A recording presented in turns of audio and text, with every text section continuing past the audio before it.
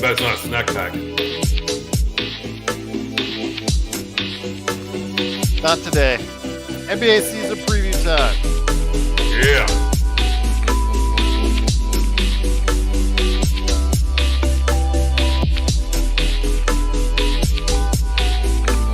There goes nothing. Ending off season is over.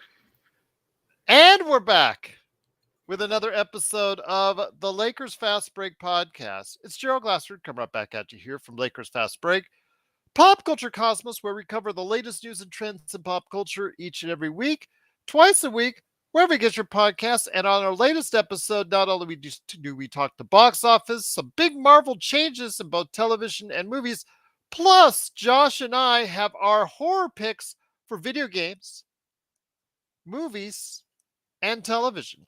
So go ahead and check that out today, right there for you, wherever you get your podcast. Plus also as well, Inside Sports Fantasy Football. You know we're going to be talking some fantasy football later this week. So go ahead and join Chris. Hopefully the guys right here for the Lakers Fast Break can join us. We'll be talking a lot of good things when it comes to fantasy football right here at the Lakers Fast Break podcast. Plus also as well, our good friends at Lakerholics.com. You know, Laker Tom is excited, even though he's going to lose the bet officially on Tuesday. Go ahead and pay up, my friend. Pay up by taking your lovely wife, Mrs. Laker Tom, out to a dinner on you, my friend. Go ahead and make sure you do that today. Absolutely. Right there for you. At, of course, Lakerholics.com, along with our good friend Jamie Sweet. Jamie Sweet, go ahead and make sure you check out his 5 Things articles at Lakerholics.com. Plus also as well, Joe Soro. Joe Soro, you know, he's been talking everything that's going on with, of course, the Lakers and everything else there as Ox1947 at Lakerholics.com. Plus he has a great company that you need to check out today. If you're in the Southern California and you need a new lawn, go ahead and get it transformed like no one else at Simblades, Simblades with a Y.com.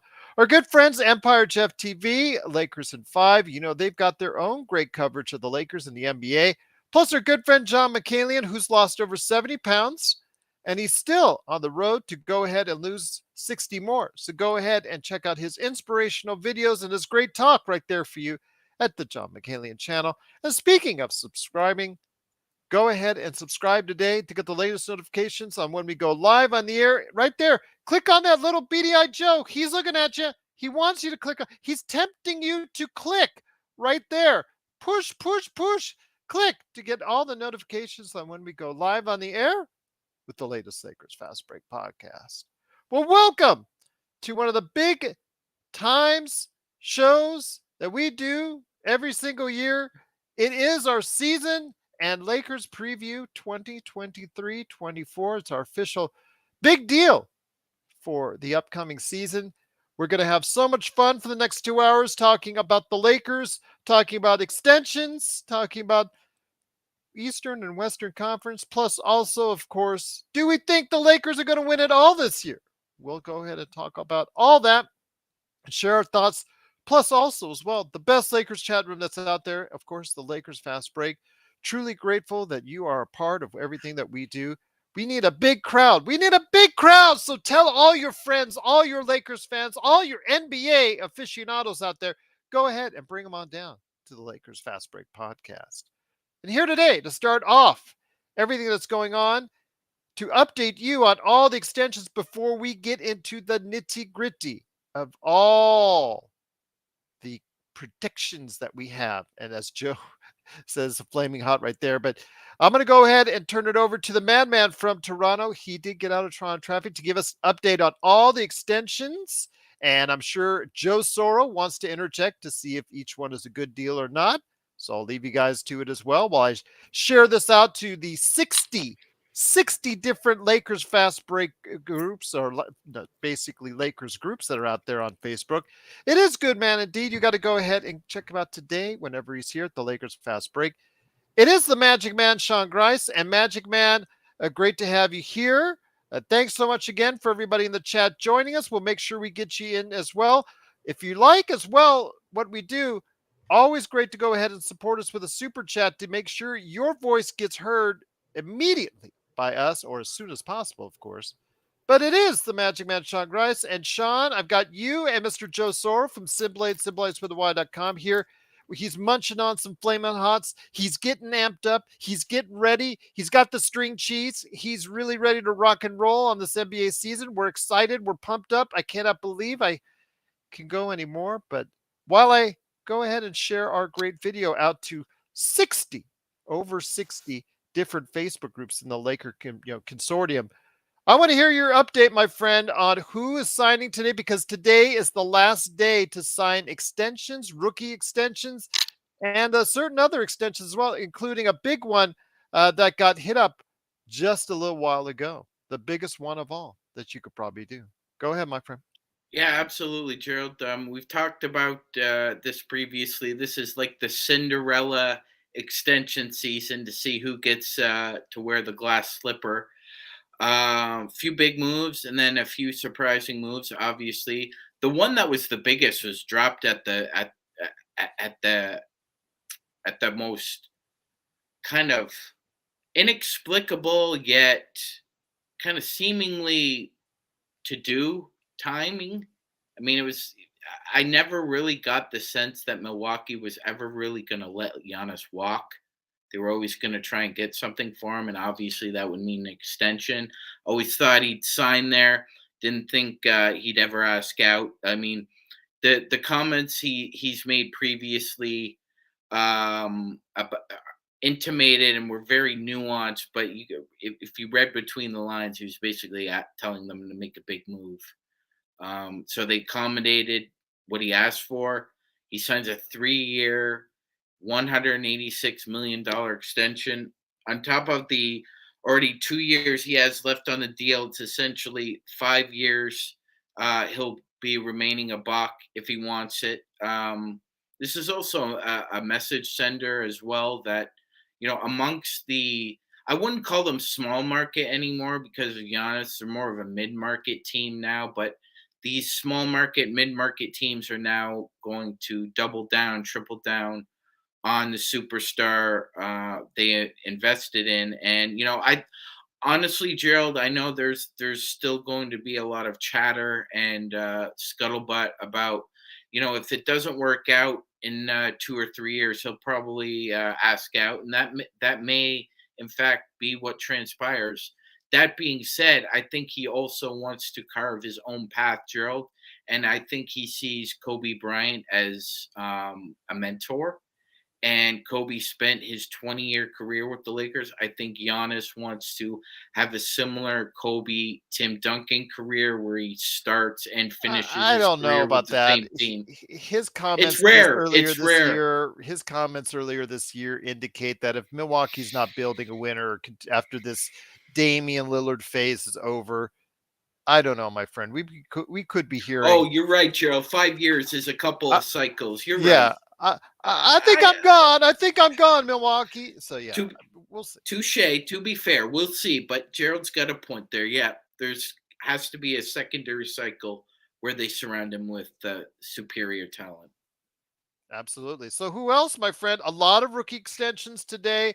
I know we want to get into the nitty gritty on the awards, of course, where we feel the Eastern Western Conference is standing. But Right, right. So again, I've a got flurry of a signings today flurry. of a lot of rotation players anteing up, I think, on deals that they probably couldn't have got if they don't have great seasons on the back end this summer. Yeah, and probably the Safe guy deals. at the Safe. guy at the top of that list, Gerald, will be Josh Green with the Mavs, 3 years, 41 million. You don't think McDaniels was better? Is- Oh no, no. About what you're saying about having a great, uh, Oh, okay. Because coming if, off a if great McDaniels year. if McDaniels doesn't have a McDaniels good was one of year, the best perimeter. We've talked about him before. I've said it. I think he's going okay, to be all defensive player okay, this year, and he may be in competition with guys like Anthony Davis and Walker Kessler and Victor Wembanyama for okay. the Defensive Player of the Year award. So yeah, 5 years, 132, Gerald. That's very rich, even for a team like Minnesota, because now you have Ant. McDaniels, Carl Anthony Towns, Rudy Gobert. The Minnesota Timberwolves have 4 players making over $100 million on their roster. That is a lot of investment. I think it's kind of jumbled, Gerald. I think you'd agree as well. It doesn't seem like there's a fit there. It's like a Jenga puzzle piece that I think eventually is going to come down. I think it looks better Yeah, personally, it but I'll does. It discuss that. does. I'll discuss Optics. that in Yeah. my predictions. But go ahead, my Okay. friend. Yeah. Yeah. Moving on. And then a couple of smaller signings, Gerald, but Aaron Nesmith for the Pacers signs a 3-year, $33 million deal. We also had, trying to remember as well, there was one more. Oh, there was quite a few. I mean, Oh, I'll we go. we covered a couple of the big ones. Yeah, Okongwu got a big deal yes, with the Hawks, 4 62 years, million. 62 million. Yep, he also cashed in. I think for a Which lot of these guys, it's safety. it It's is. safety because they're unsure about where they stand moving forward in their respective rotations. So in some of these cases, which they're below market value, with some of these smaller signings, I think Right, it's a good deal for the actual team involved. Like for instance, the Lakers, when it comes to Vanderbilt, and, that's going to end up being below mid-level money by the time that deal ends up. So it'll probably be easy to trade if it doesn't pan out. But if it does pan out, it'll be a good value for the Lakers. absolutely, absolutely. It's a little. You hope that you're getting good value there towards the middle of it, Mhm. but overall, I think it'll be a good deal, Gerald. I agree. Who else signed? Anybody else? Any other names that we need to go ahead and talk about signing for today, my friend?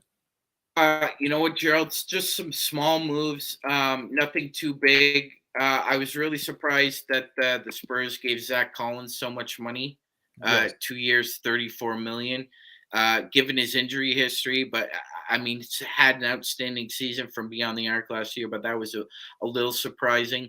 The two big surprising moves, Gerald, were Sadiq Bey and Manu quickly not being extended.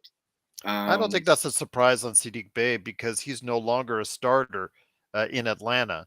So I don't think he's he's quiet. He's quietly, if the pace he's on, Gerald, he's quietly going to probably become one of the best role players in the NBA within the really next 2 to 3 years.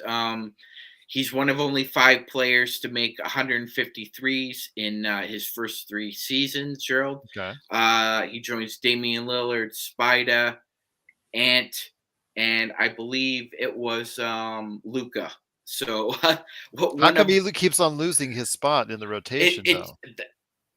to be determined, right? There's Mhm. questions about his defensive competency or incompetency, There you go. to more point. But yeah, that's true. So maybe this is a prove it year for him, but I think he's going to get a long look in restricted free agency. And Gerald, the New Emmanuel York quickly though, I will tell the you New this, York my Knicks friend. gonna New York Nick.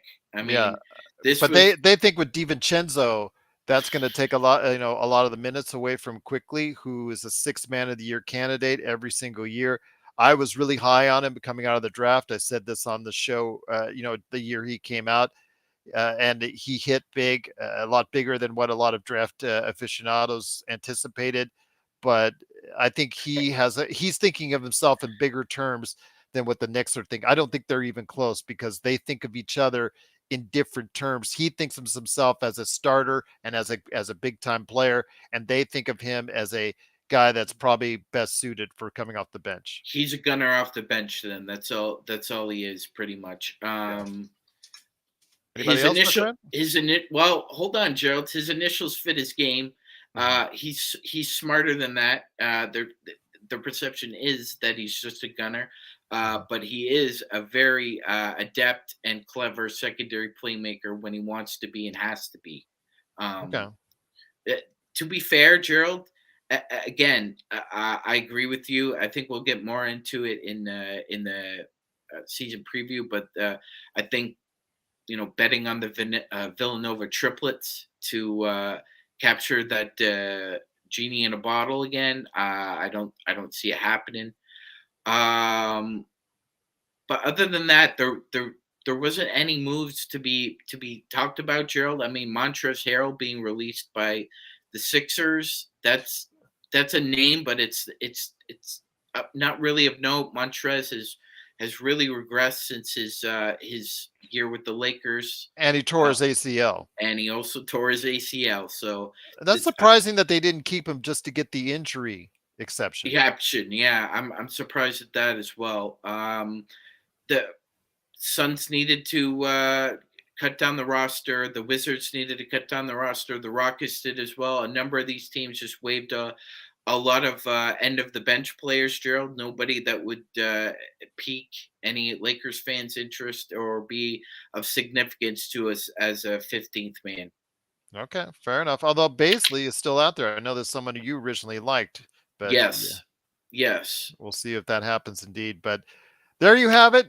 Update from Magic Man. Truly appreciate you taking the time to go ahead and talk about that. It is, of course, what we're going to be seeing here. If you've thought anything about any of these guys that have been released or some of the great or signings, the rookie exception deals, of course, Giannis Antetokounmpo signing, please let us know here in the chat room, the description below, or at LakersFastBreak@yahoo.com. But it is the Lakers Fast Break. It is our NBA and Lakers season preview. It is the time now to get into the 2023-24 season. And here today to kick us off, good man indeed. He's been very patient, eating those flaming hot Cheetos, the string cheese, all the good stuff, the breakfast of champion, a nutritious deal. At least he gets his calcium. You got to admit he gets his calcium. Good man indeed. He is the man behind Simblades, Simblades with a Y.com, and of course, Ox1947 at LakersBall.com. It is Joe Soro, and Joe, the season is now upon us. It is the eve of the NBA season tomorrow, 4:30 p.m. Pacific time. Please join us. Playback.tv/Lakers Fast Break. I know you've already seen the ad that we've thrown out there. I know you've already seen the short that you've thrown out there. Go ahead and check it out. Playback.tv/Lakers Fast Break for every single game. Join us there this season, plus also here for the post games. But Joe, you seem more ready. This time last year, you had big plans for the Lakers, but it was still kind of unsure because of what the team was going in with Russell Westbrook and all that situation. I find it different now coming off a season where they came so close to getting back to the NBA Finals. Your thoughts, my friend, on this season, how it's going to shape out before we get into the nitty gritty on Eastern and Western Conference and where the Lakers truly will stand. Yeah, I wasn't very optimistic in the title run last year. This year is different. This year, the slate is clean. The players seem to be focused and ready. LeBron and AD look good, which in the end, that's in a lot of ways, that's really all you really, really, really need at the prime area. If LeBron and AD are on point, everything else is going to fall in line. I was anticipating this opening night, as soon as the seconds went 0 in Game 4 against Denver. I find it ironic that it's continued to Denver, or it continued with Denver, I should say. It's just nice. It's nice to go into the season because I think the last couple seasons soured our enthusiasm. At least it did for me. The enthusiasm was constant from the moment the season ended, through the draft, through free agency, through the dead time of August and September, and now we're in October to finally get this thing going here in less than 24 hours. And if the Lakers end up winning tomorrow night, I think that enthusiasm will increase even more. And that's kind of the excitement of being in a position, let's say 27 hours from now, and seeing a 1-0 start and the wheels turning on. Because again, we live in a society where we do judge one NBA game as if it's like an NFL game. We will start to hear things like, the Lakers are for real. There's still 81 more to go, guys. But I'd rather start 1-0 than 0-1. And then, of course, the first month of the season is going to be pretty extensive, challenging, and the Lakers, at their freshest, should take advantage of this. with their depth, with their youth, as well as their veterans. And let's get to a good start so that when February, March hit, you're solidifying your position, kind of like how Denver did last year. They kind of scaled back a little bit. And then, of course, once the playoffs started, they were ready to dominate the entire way, which they did. And that's what I'm hoping for the Lakers. I'll tell you what, it's going to be something very interesting to see. Before we get into our own predictions and then where we think both the East and West will go, something kind of made me mad as far as predictions, as far as there's some predictions for the Lakers for first, for third, for fifth, seventh. I've seen them all over the place. And then you have Andrew Bogut, Magic Man. You have Andrew Bogut, former Golden State Warrior, world champion. Got to give him his kudos. Former number one draft pick, et cetera, et cetera. He shattered his leg, and you know the story about how he finished his career. The reason why the Lakers, the reason why the Warriors lost that finals was him getting injured. By the way, agreed, and I agree. Well, he went on his podcast recently and predicted the Lakers for a 10th place finish in the Western Conference. That's right, 10th place, with a team that actually on paper looks better than the one that got to the Western Conference Finals last year.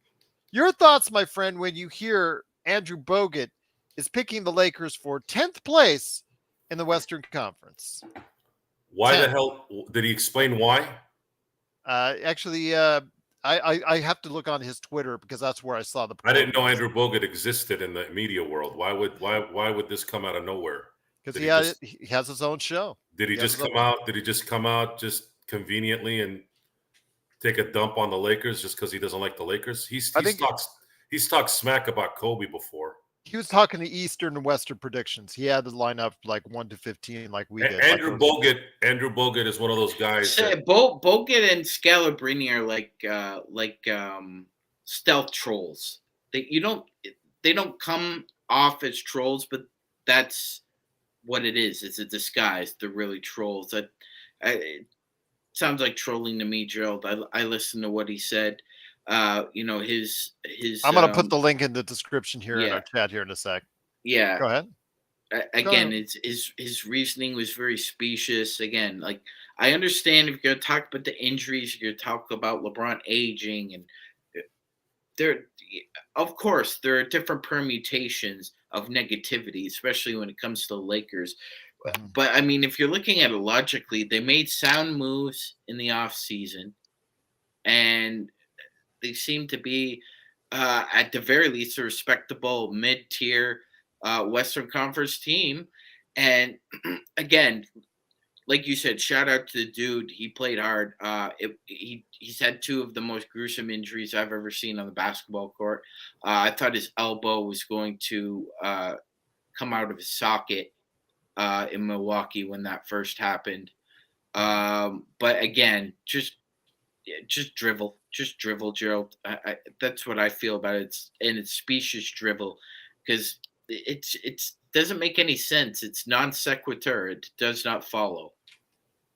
I'm just telling you, it is right there on the link that I provided. Unfortunately, his Let's Go Rogue or Rogue Bogues or whatever his episodes are on his show, Rogue Bogues or whatever, he has it listed right there on Twitter. So you have to go ahead. And Joe, before we really get into the nitty gritty, I mean, picking the Lakers 10th, like you said, it seems sort of almost like still like they're itching. It's like we reluctantly have to give the Boston Celtics their due when they have a team that looks like they're going to be doing well this season. So I know it does not give any of us pleasure to go ahead and rank them high on our Eastern conferences. So we got to go ahead and do that. But seeing Andrew Bogut do this, it seems almost sort of like vindictive the way he picked the Lakers 10th, knowing what we all know about the Lakers roster. I've already heard this before. There were people they were saying the Lakers when they got Anthony Davis who were going to make the playoffs. These guys are buffoons. And that's a word I don't use other than on this show because there's another word that I'd like to use that I can't use. They're schleppers. They're just schleppers. There's no backing to what they're saying. Absolutely no backing. You want to say that they're going to be 10th last year? I'll buy that. This year, how are they going to be 10? Are you a psychic? You're going to guess that Anthony Davis is going to be out for 40 games or LeBron is going to be out for 30 games? Where does the basis of your analysis come from? Your ass? Is your analysis from your ass? Because just admit it. And Bogut's always been a free speaker. I guess you can give him credit for being real, but that does, just because you're real doesn't mean you're not stupid either. There's plenty of people out there that tell you what they feel, right? They tell it how it is. However, there's a difference between someone telling you how it is with facts and common sense versus someone who just blurts out garbage. This is supposed to be a former professional NBA player. You're running a show now. Where's your expertise coming from? Your ass? If it's coming from your ass, say it. Your hate for the Lakers? Say it. Be like Simmons, Mr. Celtic Simmons. He's made it very clear he hates the Lakers and he wishes them to die. So when he says a prediction that's not good, it makes sense coming from him. But if you're going to be a guy that's going to yap about something that sounds stupid based off the current information, then someone needs to call him out and say, you're a buffoon. Where'd you get this information from? Why are you predicting 10? Where does that come from? From what? How are they going to play? How are they going to drop to 10 with this kind of talent and with two superstars? That's my question to that. I agree. It just seems like it's very petty, Sean. Very petty by him and anybody else. Again, there's been picks out there that have the Lakers anywhere from the second to their third tier. They have them like in the middle of the pack. They have them like at the back end of the 7, 8 slot. I've heard that. Go ahead, John. He picked Dallas 7th. That should just end his show. Everybody, you're done. Everybody we've talked to and discussed with, and it was including the We Talk Mavs guys, have said we don't really know about the Mavs. Well, guess what? If we don't really know about the Mavs, the Mavs from last year are going to be the Mavs from this. I know about the Mavs, and even with Kyrie and Luka playing, they're still going to struggle. They have no one else. They have a backcourt. That's it. Now what? Who's going to play defense? Luka? Is Luka? Has anyone seen Luka this summer? Oh, just like Terrence Mann, Joe, Dwight Powell. He's going to have that season out of nowhere. Good positive thoughts. I want to know, is Luka focused on being great? He's got great skill. But will he focus on being great, or is he going to still eat hamburgers and fries or barbecue since he's in Texas? What is it that he's going to do that's going to prove that he's ready to be great? The great we talk about, not the media that just throws out that word great. I want to know, is he going to continue to whine while he's drinking wine every time he doesn't get a call his way? And that's 7th. You're going to pick that versus a in-shape LeBron James, an in-shape AD who's been swatting things left and right for the last 6 games in the preseason? How the hell do you come up with that assessment? What dumbass comes up with that kind of prediction based off the information, if he's actually watched anything? He's probably, I saw 20 seconds of his body language. He was doing one of these things.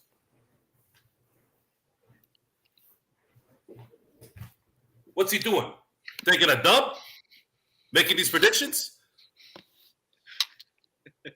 Because the predictions is exactly that. Ready? 29:45. Shit. Your prediction is shit. 29:45. I will say, though, that it's going to be something very interesting to see how this plays out. But yeah, unless there's major injuries to both LeBron and AD, and that's something John McCallion said in the chat there, Magic Man. Over under when it comes to Anthony Davis, 52 games, over, under. I'm going to say over. If he's going to be all the things that Joe says he's going to be, at top candidate for the MVP, right there, top candidate for Defensive Player of the Year, et cetera, et cetera, et cetera, he has to play at least 65 games. So I'm going to go ahead on the over on that as well. Yeah, I'd go with the over as well. And if he does play over 65 games, you know, Joe, I'm going to go out on a limb here and say that if he does play over 65 games, I think he wins both the rebounding title and the blocking title. I think he would have played in the requisite number of games to get both. And because that block party race this year, that's going to be a fun one as well. There's about 5 guys you can point to who might win it, and he's one of them. So I agree. I would go above 65 this year. Okay. I agree with you on that. So here we go as far as the season is concerned. Joe, any major concerns on the roster heading into the season for the Lakers? Let's get into the Lakers first and foremost. No concerns other than probably Vando. I don't know what's going on with him health-wise. As far as the guys that didn't show up during the preseason, whether they play well or not is irrelevant. I'm more focused on the first 8 to 9 players, and Vando was part of that crew. Gabe Vincent, I think they probably held him back just to play it safe. So, you know, I'm more worried about Vando because I think he's more mentally fragile than Gabe Vincent. If Vando doesn't play well, it'll distract him for the whole game. So I ask you though, when it comes to Vando, the rumors is that he may get his spot back when his heel basically is ready to go for a game. He's not going to be playing in the first game of the season. Taurean Prince is going to start. I think it's Taurean Prince's to lose. If Taurean Prince plays well, I think they're going to go ahead and keep him in that starting lineup. Yeah, of course. He hasn't proven that he's not exactly what they need. A guy who can shoot, the guy who can play good team defense. And what else do you want? You heard the first time you heard that Taurean Prince was in the starting lineup, you're like, really? What's going on? And then you start seeing him rain threes. And now you're like, yeah, that's exactly what that player needs. Because now that's going to open up the lane for LeBron. It's going to allow D'Lo to be open more. It's going to allow Austin to hit shots more. So imagine this. Imagine this lineup. Are you listening, Bogut? Are you listening, McKillian? The difference between anger and heat. There's a difference. I'm going to teach you something. If D'Angelo and Austin keep hitting at the clip they're hitting at, and then you got Prince, what do you think is going to happen with LeBron and AD? You're effed. You're effed. There's nothing you can do to stop those guys. Now what? You're gonna guard AD with 2 guys? You're gonna guard 2 guys with LeBron? Okay. Now you're giving Austin, D'Lo, and Taurean Prince open threes that they're hitting at a 40 to 50% clip, according to preseason. So let's say 40%. Let's say they all 3 hit 40%. Now what? What's your argument going to be? You're going to give LeBron 3 40% three-point shooters as his perimeter players? LeBron? You might as well just give up. And then you got AD on top of that you got to worry about, who's in the best shape of his life? No bueno, guys. No bueno. This isn't Homer stuff. If you go back 365 days, you saw what we were talking about. We were pissing off a lot of people in our own crew about our negativity, right? Our negativity. Reality is not negativity, guys. Reality is not negativity. Reality is not fantasy. Reality of someone assuming you are something when you're not is not reality. That's fantasy. We're in reality. What we've seen already, what LeBron and AD are, and what his role players have done so far is a reality of what we've seen. If they continue this, they are going to win a lot of basketball games. So that's it. And if somebody gets injured, yeah, we're screwed, just like every other team. Doesn't change anything else. I agree. Again, I have issues though, Joe, as far as in the backcourt.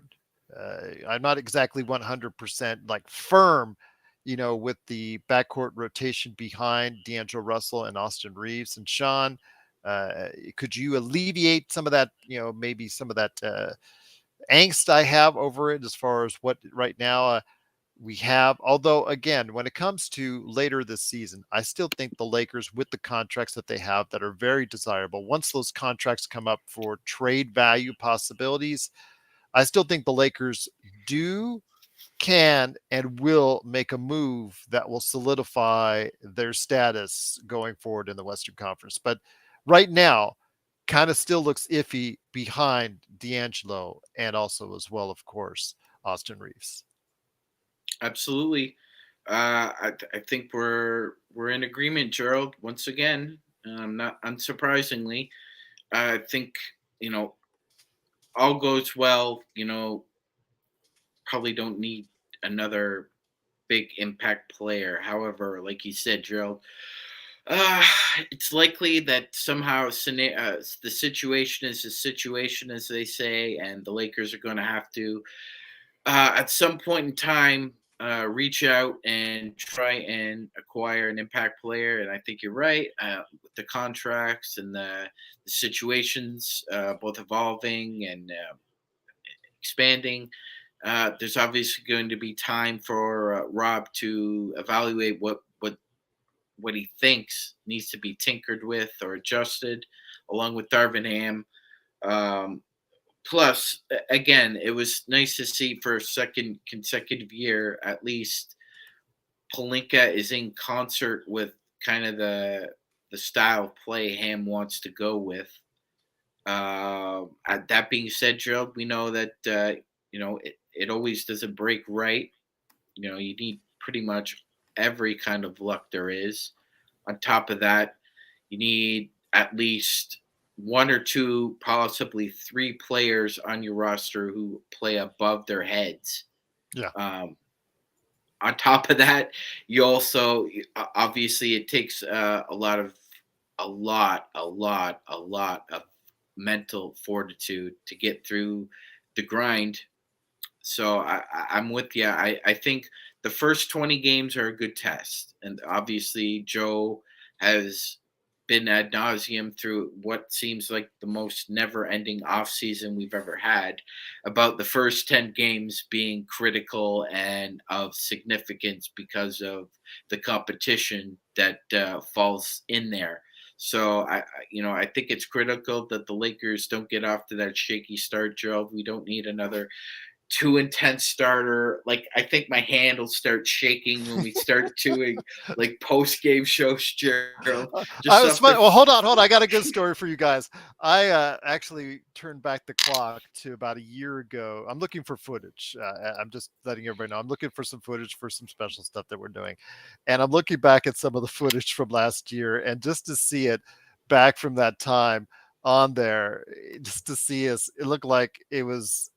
We looked like we were at someone's funeral. Really. That and the Boston game where LeBron got fouled, we were just absolutely pissed off to be there. We did not want to be on doing that show. We were all mad. You were all mad. Everybody was mad. But when we were 2-10, Joe, you, we were just depressed. We were just Joe never commented that he didn't want to do the show on the show, but he commented several times on playback. Yeah, I don't want to do the show. The Lakers lost again today. 2-10. That was grim. That was grim. That was, if you get a chance, everyone, take a look back, especially on YouTube. It's just pretty for easy to comic find. relief. Yeah, Yes. just for comic relief. Yeah, there you go. Absolutely. Or either that or how mad we look at the Boston game earlier this year. Go ahead and check that out for a whole bunch of laughs on there. But it is the Lakers Fast Break. It is Joe Soro, Magic Man, Sean Grice, and me, Gerald Glassford. Thanks so much for watching and listening. Truly appreciate the big shout out from Darren.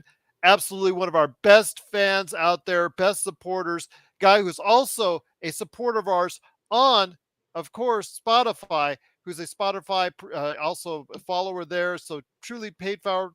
Cannot thank you enough. Going ahead and dropping the super chat out there. Truly cannot thank you enough for going ahead and doing that. He's asking to hear our thoughts on the 8 Western Conference teams you guys feel will make the playoffs this year and where you may differ and why.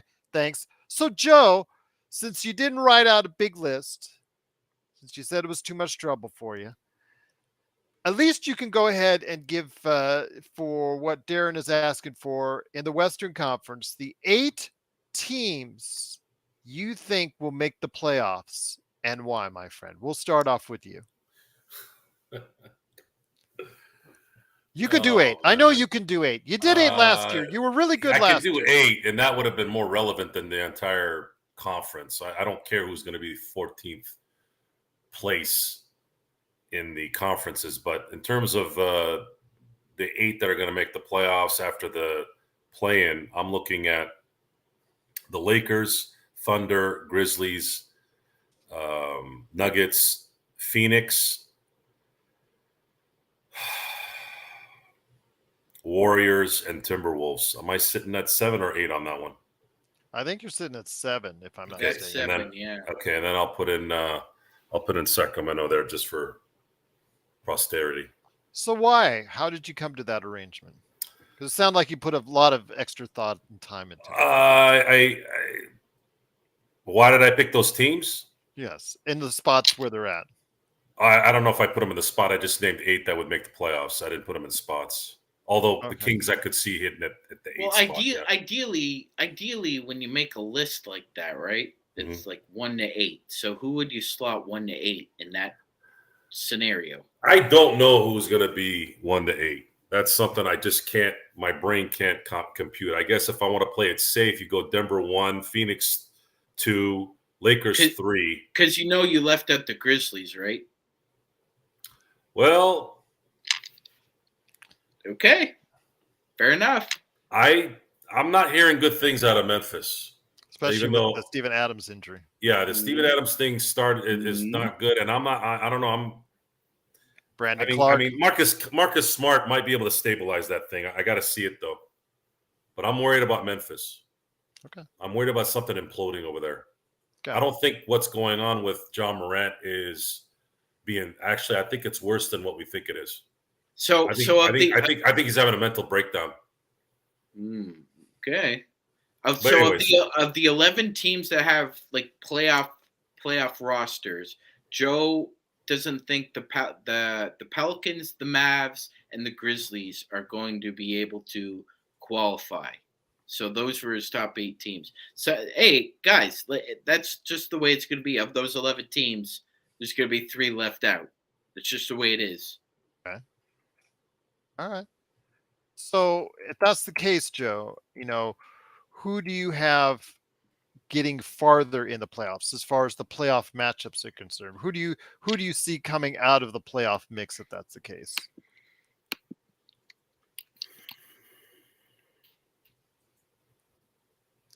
He's thinking about it, everyone. I'm going to say the Thunder are going to meet Denver in the second round. And the Lakers will play Phoenix in the second round, and then it'll be a rematch of the Lakers in Denver. Okay. With who coming out on top? Healthy Laker team. I can see the Lakers taking out Denver in 6 or 7. Okay. All right. Let's get into the finals, and we'll get into your finals picks then. Who do you see coming out of the East?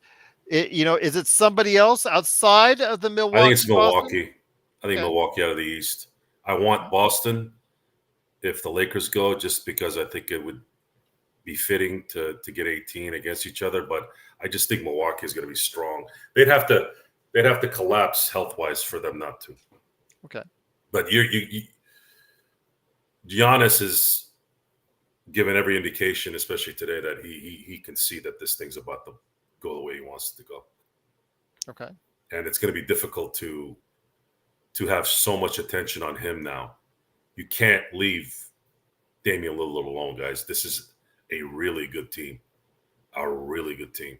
And Dame Lillard is the perfect player to play with Giannis. He does everything Giannis has a weakness at, which is ball handling and getting and shooting. I mean, you just solved both their problems.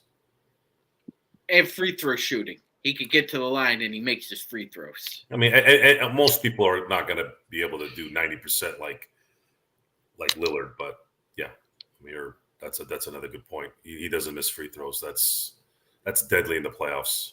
63 is 75. That's a lot better than 68, 70. It plays a huge part. It's something that's not discussed enough. It plays a huge part.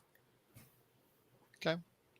I'm just asking. So it looks like you have again. Well, you asked. Yes, and that's what you delivered. You delivered. And I threw a monkey wrench in there so that everybody can be like, "What? You did predict the Denver Nuggets over. No one thinks Memphis is not going to make the playoffs. To the Miami Heat. So I pulled an Andrew Bogut for the Memphis people. How about that? You like that? But you did predict last year. You did predict Denver and Miami. You did a great job on that. Let's go over to Magic Man now. Once again, it is the Lakers Fast Break. It is Gerald Glassford along with Joe Soro, aka Ox1947, and Magic Man Sean Grice. Thanks so much for watching and listening. Couple quick notes before I get it to Magic Man. Please join us tomorrow, 4:30 p.m. Pacific, right there at playback.tv/Lakers Fast Break. I guess some people didn't know the playback link. So I'll say it again. Playback.tv/Lakers Fast Break.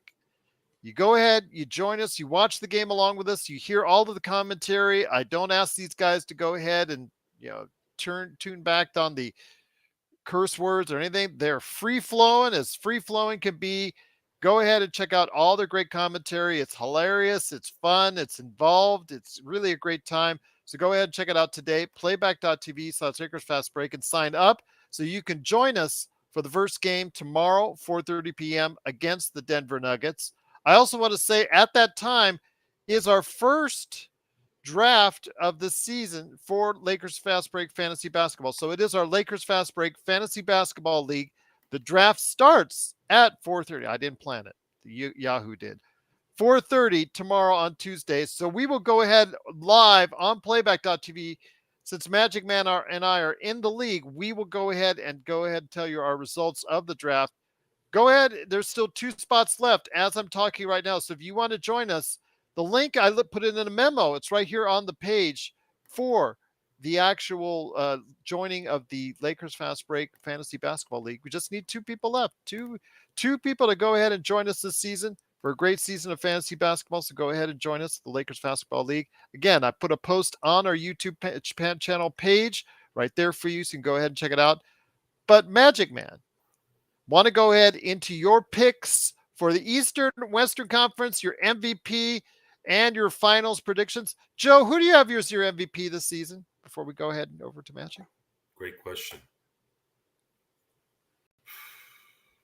Jeez. Go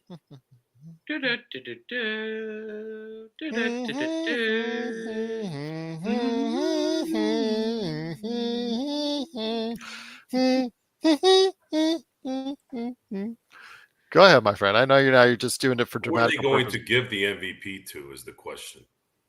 Okay. It's not going to be because of earning it. Who's going to whine enough to get the MVP this year? Oh my God. Anybody next to a reporter.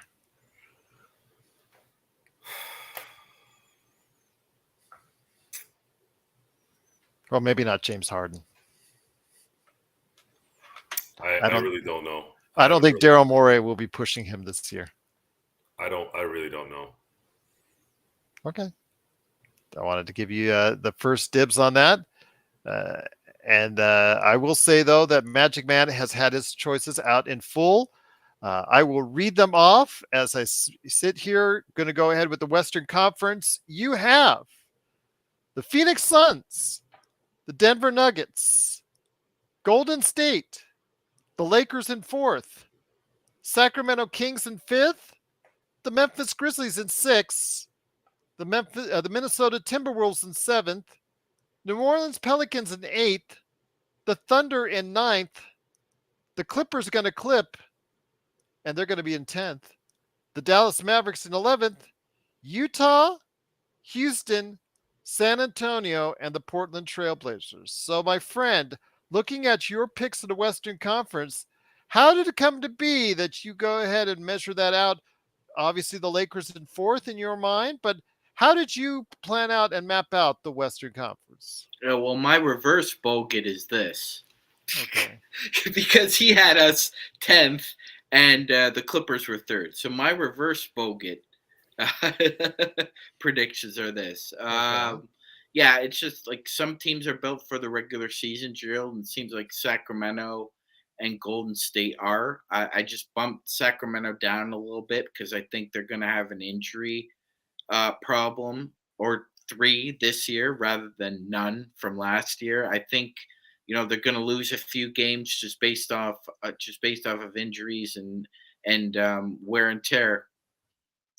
Golden State, another team built for the regular season. I think they can win a lot of games just shooting teams off the floor. So they're up there. Obviously, Phoenix and Denver should be formidable as well. I think depth will eventually work its way for both of them, although it seems like Phoenix has a better handle on where their depth might be rather than the Nuggets right now, Gerald, because as we've talked about, we're going to see it's really a jumbled mix with their rotational players after number 6. After Christian Brown, it gets really murky for the Nuggets depth, but I still think they have the championship medal and they're going to be able to stay in first. I think Memphis survives both of these problems. Look, they were in second when Adams went down with his original knee injury earlier this year, and they stayed in second all the way through. So I although Adams is going to be very important for them in the playoffs, as we talked about, Joe, that's where they're going to miss him. But I do think they have the requisite depth to survive Jaw's absence because of the 25-game suspension. I think they'll maintain a top 6 seed. As for the third tier, look, I think the Thunder are going to surprise people, Joe, but I'm not ready to just put them into a mid tier yet. I mean, we saw how talented that original Thunder construction was with Presti, as they won 50 games and finished in the 8th seed, Joe. Remember that? They won 50 games and finished in the 8th seed. So I think they're along the similar trajectory. Data. Yeah, trajectory. Their stock's on the up. I just think it's another gear. And Minnesota and New Orleans and the Clippers I put in there, Gerald, because they're in my who in the hell knows box. And when I just started thinking secondarily and tertiary about what could the different things that could happen this year, I still came to the conclusion that those three are who the hell knows. And I think all three of them will have a chance at the at least the play-in. So that's where I slotted them. Okay. So, Joe, before I get to Magic Man's Eastern Conference picks, any thoughts about how Magic Man sees the Western Conference, my friend? Do you have any bones to pick with him on some of the thoughts on the Western Conference? Yeah, terrible picks. Okay. How so? Just because, or did you want to elaborate more? Yeah. The just because theory, huh? Okay. Yeah. Just because it's you, Magic Man. No research, nothing. Yeah, no research into it. Absolutely. Let's see if that'll work. This figure's for you. He's calling you. The thumb? He's thinking. I'll give you the double bird, Joe. Oh, he's calling you number 11. There you go. Absolutely. So I will say this though, I think they're really solid picks. Again, putting the Lakers fourth is understandable if there's any kind of injuries as far as to worry about, but the Lakers should have enough depth to overcome a great bit of that. I will say that the surprising pick of yours that I think stands out the most, I think for me is still having the Sacramento Kings a little bit higher up on the food chain. I think having them in fifth and then Golden State in third.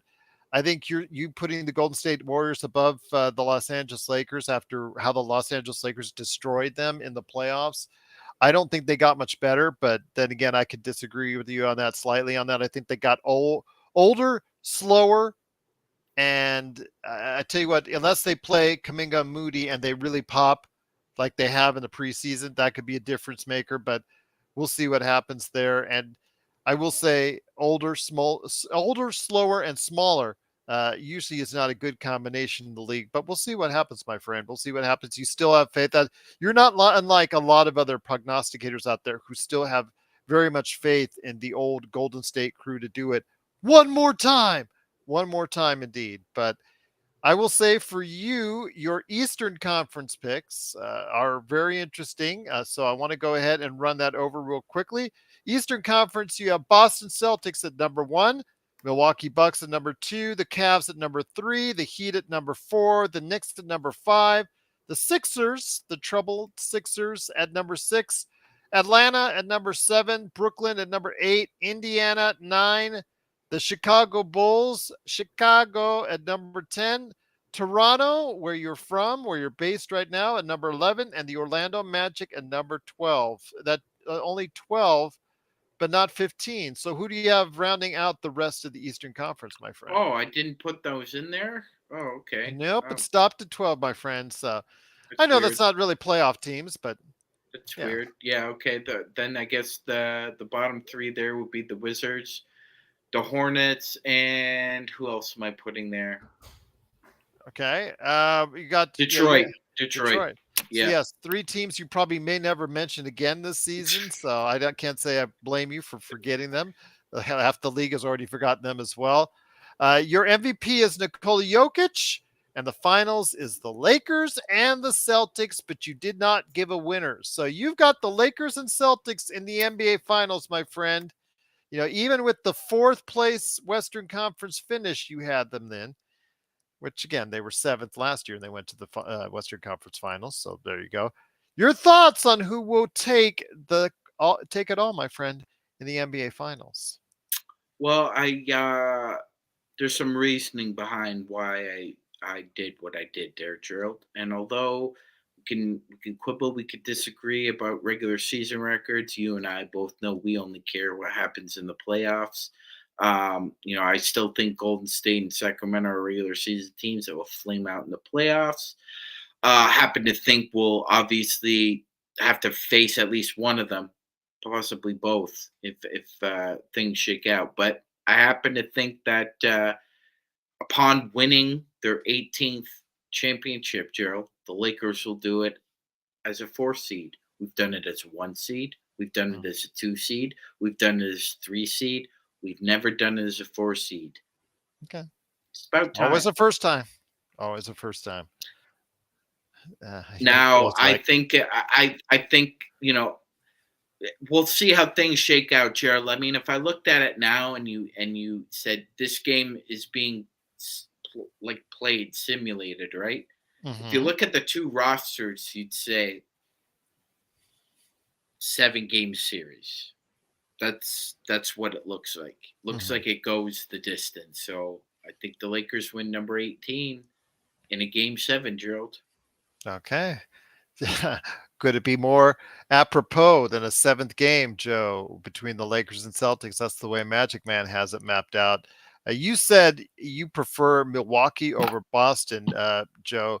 But I didn't say that. I said that's no. I mean, that's what you believe, but you would prefer a Boston matchup. Correct. Yes. And I don't think it would go 7. I think it goes 6 at most. Okay. All right. Well, there you go. There you have it. There, from those 2 guys right there, those are the predictions so far. And the reason why is that Celtics go into droughts on offense, even with someone like if you have Porzingis that's there, you put Anthony Davis on him, he'll neutralize Porzingis, and then Jaylen Brown and Tatum have a habit of disappearing on offense. Well, that's kind of why I said, like, if you had to judge it, we're like right now, right? Because we know both teams aren't going to look the same as they do right now if they end up playing one another. It's going to be two different teams. There you go. Absolutely. But in honor of the Coke bottle that you have sitting there right next to you, my friend, I'm going to go ahead and give a shout out. I drink it. I drink it. In honor of Laker Tom? Yeah, unlike, well, me and Laker Time drink it. Unlike Coach Saban and Cristiano Ronaldo. Okay. But unlike Ronaldo, I won't actually tell somebody to actually take it away. So the company I've have stock options in loses 300 million because I did that. This is true. So yeah, can't do that. My friend. But it is Laker Tom, of course, #1 Lakers blogger that's out there, Lakerholics.com, along with our good friend Jamie Sweet. Go ahead, check their site out. Want to go ahead and mention his picks in both the Western and Eastern Conference and see how it goes from there. Laker Tom, was there ever a doubt, Sean and Joe? The Western Conference, the LA Lakers are #1. The Phoenix Suns, #2. The Nuggets, #3. Timberwolves, #4. The Warriors, 5. The Kings, 6. Memphis, 7. The LA Clippers, 8.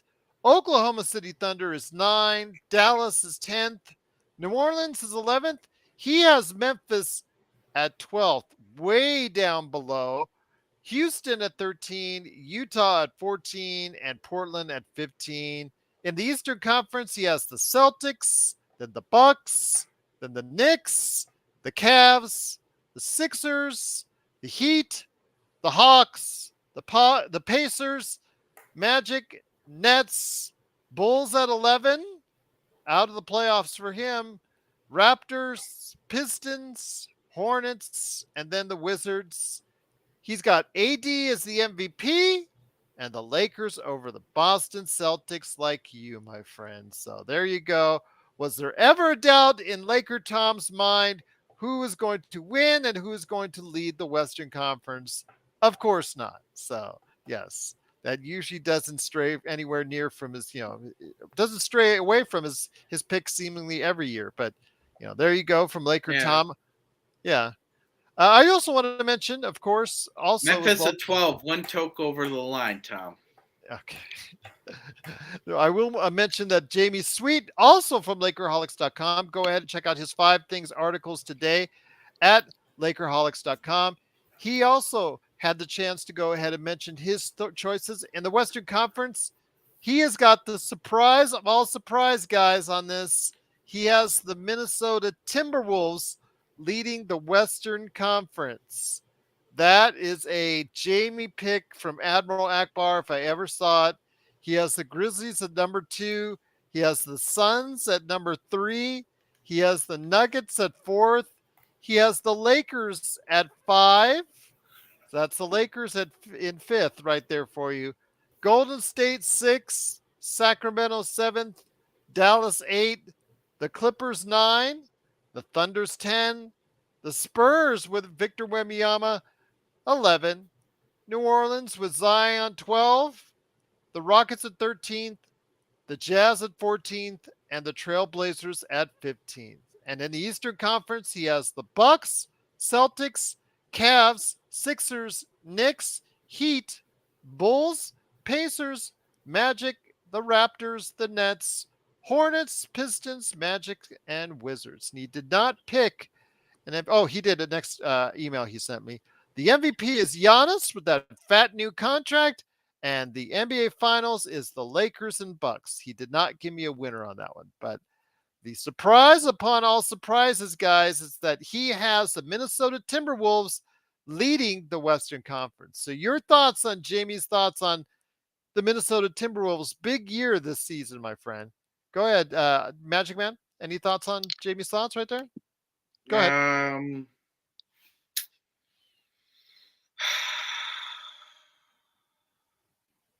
Not good.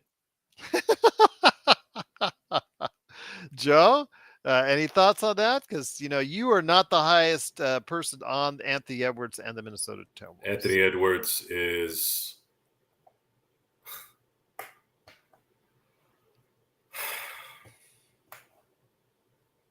show me. So of his contemporaries, he's the best number 1 overall pick, though, Joe. Zion, Cade Cunningham, Paolo Banchero. He's the best one. That doesn't say much, to be honest with you. Zion is starting to venture into bust area. He's probably a year away from that. And by the way, ladies and gentlemen, Joe Soro uses the word bust unironically to describe this summer of Zion. Okay. And then Cade Cunningham had no business being a number 1 pick. I'd say the last decade has had some of the worst first-round picks or first overall picks in probably NBA history. Mm-hmm. The Ben Simmons, mm-hmm. Markelle Fultz, Anthony Bennett, Cade DeAndre Cunningham, Ayton. DeAndre Ayton. Well, DeAndre Ayton is not going to ever live up to that number 1 pick, but at least he's there. Well, the last. But you're right. You're going to go by that bunch, then Joe. Yeah. So who would you say is the better player at this point? Cat, who was a number 1 pick, or Ant, who's a number 1 pick? Cat. Because then he would be then you'd consider him the best of the bunch, like the best first-round pick over the last 10 years. More than likely. Think about that. You're talking about a big dilution of number 1 picks. It's a lot. It's been a lot. It's just, I don't know, man. I haven't been impressed by hardly anyone. What AD's the last one. I'm gonna if my memory serves me correctly, okay. We're looking at, and I don't want to get too crazy on Paolo. I know it's he's only been playing for a year, but the number 1 overall pick usually is a guy. It's like this. Now I know a lot of it has to do with the fact that you've got this one and done thing, because you could even look at Kyrie Irving, right? Just phenomenal basketball player, Hall of Famer and all that. But he doesn't win when he's by himself. Played less than a dozen games at Duke. Really, honestly, number 1. The last guy, if I remember correctly, that made a significant franchise-shifting difference is Derrick Rose. That's it. That was freaking 14 years ago. And then you had Odin before that. It's hard. It's hard. LeBron was probably before the guy before then. So in the last 20 years, you've had LeBron James and Derrick Rose in my memory that have made an immediate impact as number 1 overall picks. Am I missing somebody? No, it was Rose, Griffin, Wall. LeBron Irving. Before that, the year before, was Dwight Howard. Howard, Bogut, and then you had Andrea Bargnani, who was before Odin. Yeah, it's like Joe's been saying. You know what? It's funny. The number 1 pick is really been diluted over the past 15 years. It is funny how when you really get to the meat of things, a lot of times we don't do that. We're so enamored with names and a couple of playoff appearances and all this, and all of a sudden everybody's the greatest thing, right? We've been talking about this. Think about that for a second. In 20 years, in 20 picks, there's only been 2 guys that have really shifted their teams as first overall picks, and Derrick Rose didn't even make it to the finals. He unfortunately had an injury, but that's part of the game, right? LeBron is the only guy. He's the only guy. that's made a difference as a first overall pick in this way. You could make an argument for Dwight Howard, so 3-20, but yeah. Dwight Howard, yeah. But that's it. Dwight Howard, that's it. 3-20. Yeah.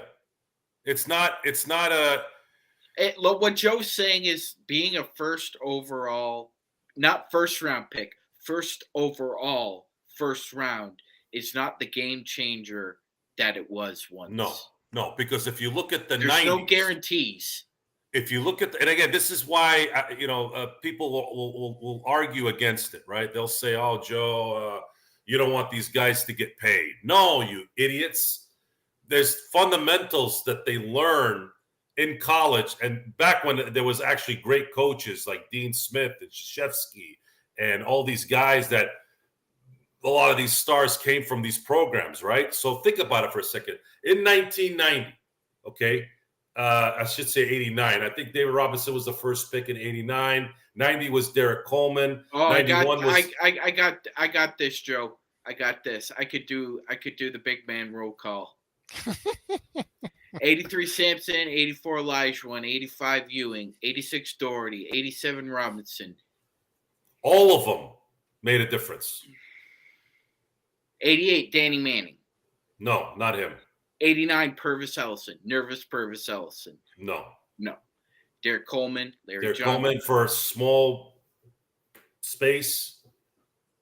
91 was Larry Johnson. 92 was Shaq. 93 was Chris Webber. I mean, 94 is Big Dog. 95. Big Dog. 95 was Joe Smith. 96. 96 is that's a guy. That's a guy. 97, that's a guy. That's a guy. 98, Michael Olowokandi. Probably the worst one. We remember Beyond Anthony Bennett. We remember you vividly, Michael Olowokandi, though we don't remember you fondly, Michael Olowokandi. It's funny. I would hear stories about the coaches, Candyman, prominent coaches that went to AAU tournaments, things like that. Man, the moment they said anything about Michael Olowokandi, like, ugh. It's like they were ready to throw up. Did Gerald and Joe ever see Michael Olowokandi live? Yeah. Oh, moving on. Must you bring back bad memories? Watching just bad players playing horribly. I mean, I told you about the Danny Manning draft when my friend and I, who actually I still know to this day, a great Lakers fan himself, we went there with Lakers garb and walked into the sports arena and just laughed at all of them, kept laughing because they were talking about how Danny Manning would change the franchise forever. And he did in a certain way, but not in the direction I think they would like. So yeah, it was. That would be a good. Because the Lakers didn't do any draft parties then because they were always drafting last. What player could have changed the Clipper fortune in the 90s? That's on a Clippers History 101. Let them do that. Let's say if they had drafted Kobe, would Kobe have won them championships? Nah, they still have such. Or would Sterling destroy that team, right? Sterling would destroy it's it. Too cheap. You can never really evaluate Elgin Baylor as a GM because you don't know how much he was limited by like the cheapness of Donald Sterling, or was it the fact with what he was doing, he just didn't, draft or chose it effective. We don't know exactly how much was it, him as a GM, or was it the organization, not him allowing him. I know that people need to make a living, and I understand that, but Elgin Baylor really lowered himself working for that piece of garbage for so many years. Absolutely. And you're telling me that guy didn't know? Oh, he knew. Why would you want to represent it? He had to hear it every day, probably. Jerry West put the ultimate hex on Kobe going to the Clippers by saying, you can't go play for that owner. You can't go play for that guy. I mean, come on. Elgin, come on. You could have done better. God rest your soul, man. I mean, and again, that's one of the reasons why I was kind of irritated by David Stern too, allowing this guy not only the freedom to do what he knew he did, and then on top of that, reward him with things. Like, what was that about? What was that about? That tells me weird things, guys. You know, there's a lot of times you wonder why guys like Daniel Snyder submitted to the crowd. Well, he submitted because he's got very bad things in his closet. Joe, I wish Nick was on here because he would agree with me right now about what I'm about to say. Do you know what the first thing they teach a lawyer in law school is? Okay, go for it. Never ask a question you already know the answer to. David Stern knew the answers to those questions, Joe. There's no doubt about it. Gerald's talked about this. I've heard it from countless other people as well. This was not an unknown secret. It was not an unknown secret, and yes, as Gerald said. So let's just put it that way. So I think that's an answer to your question, Joe. As a lawyer, you never ask a question you don't know the answer to. Well, again, speaking of Nick, great to have everyone here, though. By the way, it is the Lakers Fast Break. It is Joe Soro along with Magic Man Sean Grice. Thanks so much for watching and listening. Jamie Sweet is in the chat. Hopefully all is well. You heard his picks here just before the break, so hopefully you want to go ahead and let him know, what you think of the Minnesota Timberwolves being number one in the Western Conference. Definitely a courageous pick or risky pick, or I don't know, a pick that's out there nonetheless. Go ahead and share your thoughts on that with him as far as his thoughts on the Minnesota Timberwolves being number one, the Lakers being number 5 as far as that's concerned. But Nick Molina also had his interesting picks as well. And these guys, they're going all out on the predictions, and I love it. I love it, the fact that they're willing to go ahead and give those risky kind of picks. So I'm going to go ahead and just let everybody know Nick's thoughts on the upcoming NBA season. So I'm going to go ahead and shout out for you right now. His thoughts on the Western Conference, despite what was going on with Steven Adams, he has the Memphis Grizzlies at number 1, the Denver Nuggets at number 2, Phoenix at number 3, the Lakers at number 4, Timberwolves at number 5, the Warriors at 6, the Mavericks at 7th, the Kings at 8th, the Clippers at 9th, the Thunder 10th, the Pelicans 11th, the Spurs 12th, the Rockets 13th, the Jazz at 14th, and the Trailblazers 15th. Magic Man, the Grizzlies at number 1. That's a very interesting pick, just like Jamie's with Minnesota. Your thoughts on the Grizzlies at number 1 in Nick's Western Conference? Go ahead, Sean. Thank you, Drew. That shouldn't be a surprising pick to folks out there. It shouldn't be, at least.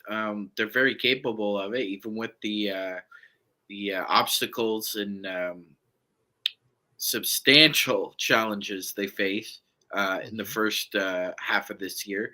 I still think they can manage to be in that second tier for the first 25 to 40 games, and then they, in order to secure that top 6 seed, if you're thinking they're going to be the first, you're thinking there's going to be a surge at some point, either during the middle of this experiment without Ja and Steven Adams, or slightly after the All-Star break, which is when usually we talk about it, right, Gerald? That it's the boomerang. One team usually ends up going up, and the other team usually ends up coming down. So, I think Memphis would be a safe pick for a boomerang pick, Gerald, going one way or the other. I'd say I agree with Nick. I don't see them as the first. I see them more at the bottom of the 6, but they could easily be at the top too. Few surprising picks in there, but Nick's a very intuitive person, so I'm not going to disagree with his logic at all. I'll only say this: I think that he's got the Lakers in the finals. I know that.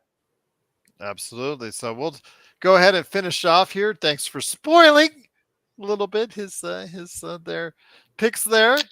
Eastern Conference, you got the Cavs number 1, Bucks number 2, Celtics number 3, Heat number 4, 76ers, number 5. You've got coming up here right after that, the Knicks, then the Raptors, then the Pacers, Hawks, Bulls, Nets, Hornets, Pistons, the Magic, and the Wizards. It's kind of surprising that he's got the Magic that low, but despite the fact that they look like they've got a nice base of players there. But I'd have to. I'll talk to him. I'll have to probably next time I have him on the show. Next time he joins us, I'll have to go ahead and ask him about that. Luka Doncic is his MVP. He's got the Lakers winning over Boston. Triple J is the Defensive Player of the Year. Wembanyama is the Rookie of the Year, and Vando he has as the 6th Man of the Year. I think that is the most surprising of all the picks right there, Joe. I think that. Let me ask you this: when it comes to Vanderbilt, how key of a role do you think he'll play this season? It doesn't look good. Doesn't look good so far. Yeah. No, if he doesn't make his shots, he's going to be worthless because his mental game is not good. So unless he revamped his mentality, or Darvin and the coaching staff was able to pull that lack of confidence issue out of his head, he's going to be a problem in important games. He will serve a purpose defensively throughout the year, but I don't know how important he'll be in the playoffs when it matters. Okay. All right. But he does have the Lakers over the Celtics, so definitely something to look forward to there for. I just don't see the Celtics beating Milwaukee. I'm having a hard time getting past that. And why so? How so? Because Damian Lillard is the perfect player to play next to Giannis. Okay. He's the perfect player. Giannis is going to be. It's just like what we're talking about with LeBron. If you give LeBron 40%, has he ever had that even in Cleveland in 7 and 16?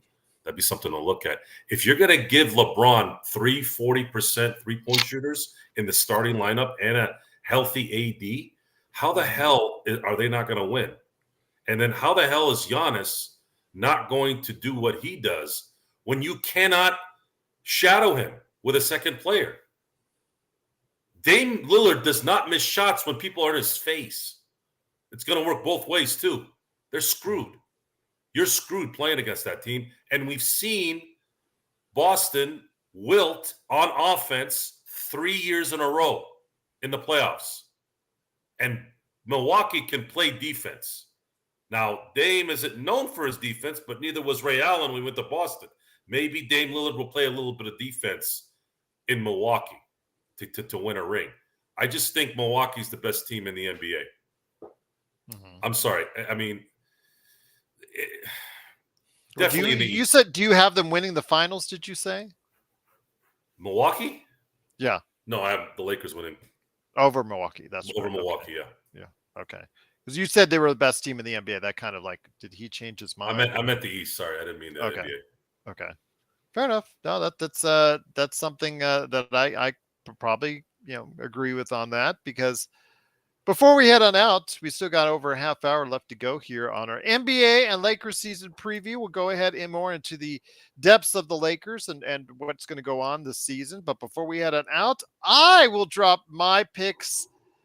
That's what started all in our email chain yesterday. So everybody that has dropped their Western and Eastern Conference picks, I truly am indebted to you guys once again for doing so. Even Joe for sharing his limited thoughts on the NBA season so far. So we'll go ahead from there. But for me, the Western Conference, I have Phoenix number 1, the Lakers at number 2, Denver at number 3, Minnesota at number 4, the Golden State Warriors at number 5, the Memphis Grizzlies, although I'm beginning to regret this, it may be lower, but I'm going to have to stick to them at 6. What next on the list I have, as far as after that, the Sacramento Kings, the LA Clippers, the Oklahoma City Thunder, the Dallas Mavericks, the New Orleans Pelicans at 11th. So I have the New Orleans Pelicans out of the mix in the playoffs, the Utah Jazz, Houston Rockets, the San Antonio Spurs, and then, of course, leading into the Portland Trailblazers at the number 15. So I have the Lakers being predominantly healthy. I think that both LeBron and AD will play above 65 games. I've said on record that I think if the Lakers have the health of both LeBron and AD over 65 games, they will win 50 games in the Western Conference. I think the way that the Western Conference is a murderer's row, especially when you get from 2 to 12 in the Western Conference, these teams will beat each other up and they will not be fun games, any of them. So I think that you're going to see a very tight window between spots 2 through 12 in the Western Conference. I think I have the Lakers at 50, but the number 12 team could win possibly even 38 to 40 games. So within a 10 game span, you could have all these teams bunched together within a really kind of, even mix there. So we'll see what happens. But my Eastern Conference is Boston, Milwaukee, the Knicks, the Cavs, the 76ers, the Heat, the Hawks, the Nets, the Magic, the Pacers, the Bulls, the Raptors, the Pistons, the Hornets, and the Wizards, who will just be great for if you have Jordan Poole and Kyle Kuzma on your fantasy basketball team, or Koulibaly for some blocks in there. Absolutely. So that's a little bit of a fantasy basketball hint there for you. My MVP is Jason Tatum, because if the Boston Celtics are going to be number one in the Eastern Conference, he doesn't really have to compete with anybody for votes. I don't think Jaylen Brown is a strong enough number 2 to be in consideration. So I'd probably say Jason Tatum will get the MVP this year. But I have the Los Angeles Lakers winning over Milwaukee, just like Joe. What do you know? Joe and I agree. I think that Milwaukee is very good, really good. I'm kind of concerned with the coaching after what we saw last week with Terry Stotts saying goodbye. But I still think the talent, like Joseph, the key for me with Milwaukee is Middleton. If Middleton is healthy, like Joe says, that's scary. That's 40% shooters if Beasley gets right, in that starting lineup. And what if Lopez hits 40%? That's 40% shooters around Giannis. That could be really scary. I think, though, when it comes down to it, the Lakers will make a move before the end of the season with all those tradable contracts to even upgrade more. And I said it last year, and I was right that they would make a trade and that they did finally move off Westbrook like I had talked about.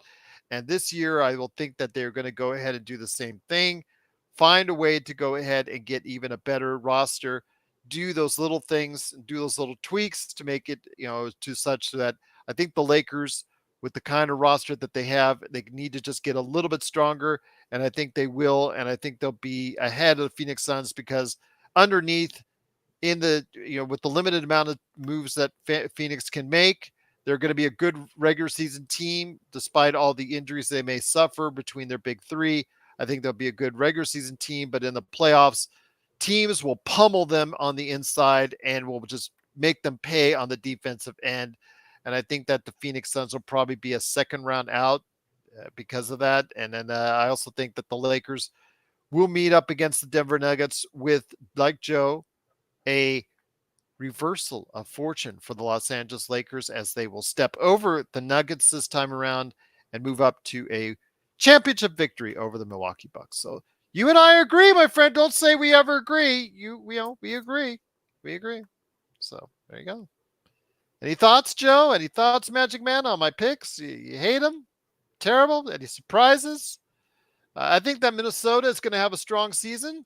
I think that, but I don't pick them number 1 in the Western Conference. I don't have that much faith in them, but I think they're going to have a pretty good season. But again, I think the Lakers will ultimately make it. I think from your picks, Gerald, to Joe's to mine, I think all those top 6 could be formulated and jumbled in any number of ways. I think there's almost a consensus. I think obviously the injury with Adams has kind of thrown a wrench into what a lot of people think Memphis is going to do. But I mean, it's very possible that one of Minnesota, Sacramento, New Orleans, even possibly the Thunder happen to be in the top 5.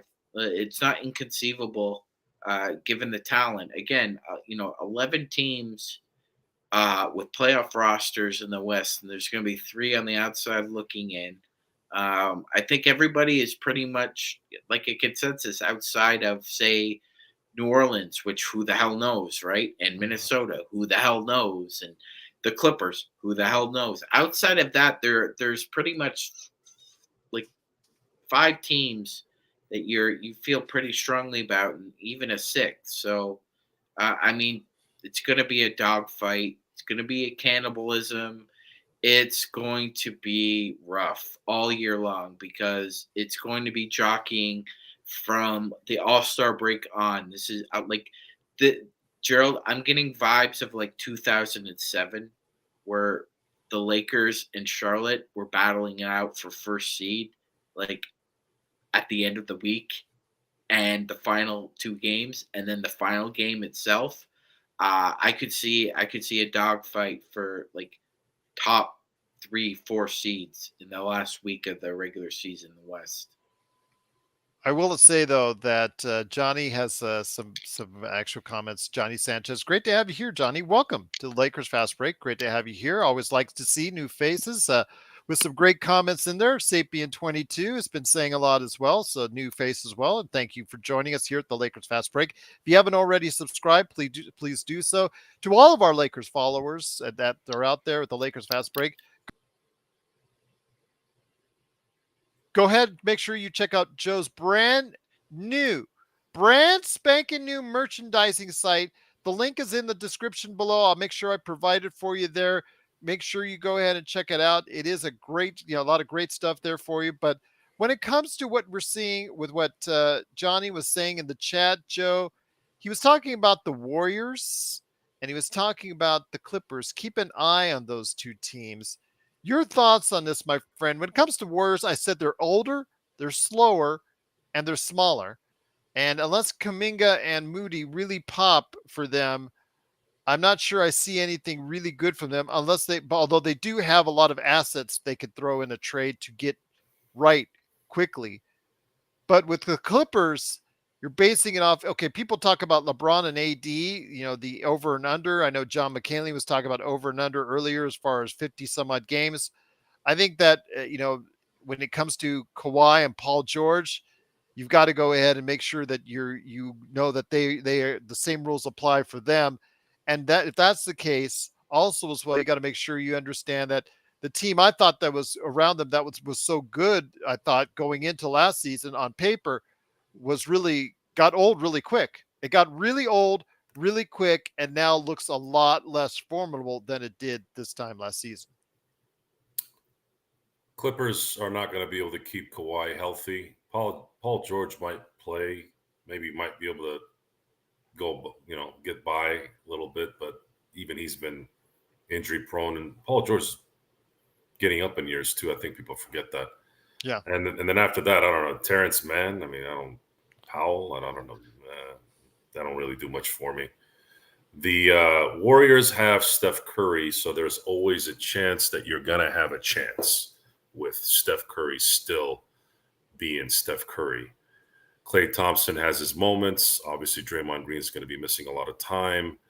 And then everybody else is kind of inconsistent and not really reliable, Wiggins being one of them. Golden State could make it, but they could also not. Clippers, I think, are finally going to really, really hit rock bottom this year. And they won't be a contender probably by February, in my opinion. Okay. Yeah, because I think with the agree. rules with the Kawhi thing, if he has to play, I think he's going to end up getting jacked and not being able to finish the season. Bula. What are you doing? Bula for that, Joe. Bula. I had the Clippers, Sean, really not doing well. I had them 8th, barely in the playoff mix. I have the Golden State Warriors 5th out of respect for them, but I could see them faltering simply because of what I said earlier. Your thoughts on the Clippers and the Warriors and their prospects this season? Yeah, I'm with, obviously all our picks were kind of in that range with the Clippers. I don't think anyone had them in their top 6 amongst our peer group. And obviously a lot of people don't have them in their top 8 in some cases. I'm with Joe. I see a steep decline. given the roster construction. Look, when Ty Lue left Cleveland, there was still some mystery about what he was like as a head coach. He's a very good head coach. It just there's something about this situation that's going to lead to that decline. Um, let's face it, Gerald. Paul George and Kawhi Leonard have played 12 games of significance for the Los Angeles Clippers since 2019-2020. 12. Okay. So this has not worked out, Gerald. It's not worked out. And I think Joe's right. I think the situation's about to come to a head, and they're doing 90 down the freeway, and there's a brick wall right in front of them. Okay. Well, if that's the case, I think that. I think the Warriors are in a different situation. Although, yeah, like you said, they're older, they're a bit slower. There's their biggest problem is, at least for this year, if something does materialize out of the ether and they get themselves involved, they don't have a first round pick to give up this year, Gerald. That belongs to the Chicago Bulls. So they're in a bit of a mire there with their cap construction and also what they could give up as far as time to wallow in the mire. Pretty good word, right? I knew you'd like it. I knew you'd like it. All right. I think they can pivot though. I kind of I agree with you and Joe. They can kind of pivot. I still see them as a top six, but I mean things could go sideways. Like Alan made the point in the chat. If Steph goes down for a month to 6 weeks, that's really tough. They've done it before when he went down. They've done it before when he went down. Yeah, they did a tank job, and that's how they got, I think, Kuminga, if I'm not mistaken. So yeah, Kuminga. Didn't they get Kuminga? No, they got the Wiseman. They got the Wiseman pick because they tanked it because the Wiseman pick. But still, that's exactly what can happen here. If they tank, right, that pick again, it doesn't go to the Bulls. It goes to the Warriors because it's lottery protected. Thanks for the reminder, Gerald. Yep, got to keep that in mind. So I ask you though, Joshua Dietz was in our Facebook chat, and big shout out to all the Facebook groups that go ahead and now have us on there. Truly appreciate you joining us. Joining us for all the post games right here at the Lakers Fast Break.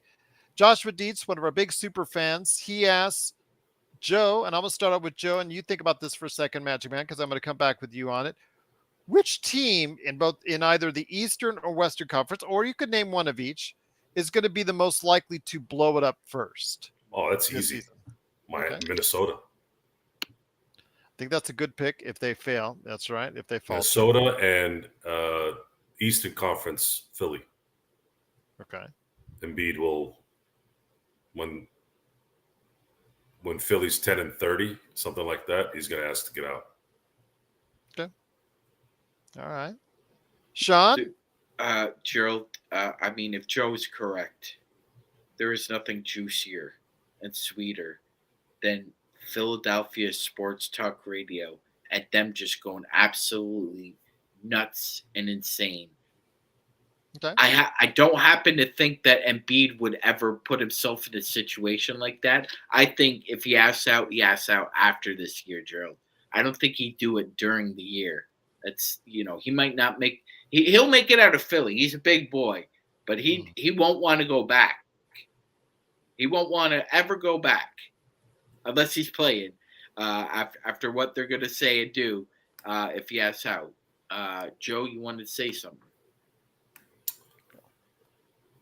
The Raiders get a worse rap for being hooligans. There's no worse fan base in terms of hood than Philly sports fans. Okay. Just to let you know. I'm going to say the first team in mind, although Minnesota, I think you were spot on, Joe. If they do not meet my expectations or, even anywhere near what Jamie Sweet has as expectations, because he has them leading the Western Conference, I think when it comes down to they would be more likely to blow it up. Obviously, Cat would be the first victim of that. But I think the New Orleans Pelicans will be the first team, I think, according to my predictions, predicting them on the outside looking in the playoff mix. So if that's the case, I think that they will be the first team to go ahead and blow it up on the western side. On the eastern side, I can't argue with Joe. I think Philadelphia, that team, especially if it goes awry with the James Harden saga, if it goes awry with what we're seeing with Joel Embiid, that can get uglier. Because I'm not gonna say that can get ugly because it already is ugly. That can get uglier at any given moment. So definitely have to see. And then Memphis is an outside shot as well if they decide to go ahead and ride. Though, they're probably going to keep Desmond Bain, but John Morant, what if he comes back and it just becomes the malcontent after 25 games? And, will he be, looking to move to a different location? We'll wait and see. But yeah, some interesting things are going to come down, especially when you have a Western Conference that's so bunched up with some really good teams. You're going to have some teams that are probably going to be on the outside looking in and probably looking to be moved right away. So definitely looking to be something that we'll wait and see. But got your question answered there, Joshua. Always appreciated. Blue Magic says get your LFB merch. Go ahead. The description is in below. So go ahead. It's in the description below. The link to go ahead and get your Lakers Fast Break merchandise. But guys, got a few minutes left to talk about the Lakers before we head on out. We all think relatively strongly about the Lakers. Nobody really had a really bad or thoughts on the Lakers. I think I saw as low as fifth from all of our panel. So I think that's much better than what Andrew Bogut has already predicted for the Lakers. I want to hit it back to you, Joe. What are you expecting from LeBron and AD? What do you know that you're going to see from them this season? I expect LeBron to be smarter in his shot selection, especially from three. And I expect AD to win the Defensive Player of the Year award by a landslide. Those are the two things I'm expecting from them, from those two. If they do those things, I think we're going to be in very good shape. All right. Yeah, I agree with you. Because right now we're seeing the role guys doing what they're supposed to do. All right. And before I turn it over to Laker Nick here, Magic Man, great to have you here as well, my friend. Appreciate all your hard work on this channel, hosting when it need be, and also every time that you're here, my friend. Looking forward to a long and great season with you, a successful season for the Lakers and the Lakers Fast Break. But when it comes to the recent posting of LeBron James, something caught your eye, something I had said that I thought he would end up doing, and not just playing with one son, but two. Can you explain? Yeah, Gerald. Beats headphones dropped. Apple dropped a commercial spot today, and it's a narrative voiced over by LeBron's better half, Savannah, and Savannah's basically explaining that you know LeBron's legacy now involves the fact that he wants to include both Bronny and Bryce in his career, and he's made it a point that that's his goal, Gerald. Wonder who called that? You did. This man right here, he called it. So it looks as though Gerald LeBron does have aspirations and more importantly, intention, because there's an old quote that's great. It said, outcomes are more important than motivation. So he wants to play till he's 43, 44. If he wants to play with Bryce and Bronny, will he do it, Gerald? There's no. Could Bryce move up a year on the draft? I think he can. If I'm not mistaken, I think could he go can. to 25? I think he could go to 25. Okay. So he would be 42, 43? He'd be turning 42 in December after he got drafted. Okay. He could do that. He could do it. He could do it. He could do it. So it's a great commercial. Everybody should check it out, hear it for yourself. But yes, it definitely sounds like it's LeBron's intentions to play with Bryce and Bronny. Also here today to finish out our show, good man indeed. You got to catch him whenever you can as part of our playback.tv/Lakers Fast Break crew. It is always great to have him here. I will try not to nag him 5 million times, maybe like 4,999,999 times to get us on the air with us here this season. It is Laker Nick, and Laker Nick, always great to have you here, my friend.